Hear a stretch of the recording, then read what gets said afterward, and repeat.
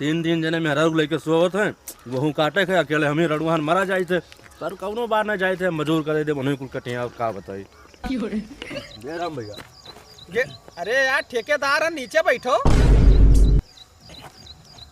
हम गारन बाबू की गेहूँ कटावे रहा 10 बीघा, तो कैसे चलत है? यह 2000 रुपया बीघा ठेका और सवेरे चाय नाश्ता और पकौड़ी और दोपहर में यहाँ ब्रेड पकौड़ा और शाम के यहाँ देसी क्वार्टर। ठीक है, इतना चीज दिए परी बाबू। बहुत ज्यादा बताओ तो भैया। अरे तो यार तुमका ज्यादा लागत हो तो आप बगलिया हमारे पटी तरवा बैठा है, वो साथ ठेका लेते जाओ, से पूछ लियो। मसौदा ले हाँ जाओ ले लो, हमसे दुगना वो मांगी अब। जय राम भैया। अरे नीचवा काहे बैठो भैया, ऊपर बैठो, ऊपर बैठो। बैठान बैठान। हाँ, बताओ ये बताओ कि 10 बीघा गेहूँ कटावे रहा कै रुपए लेगो?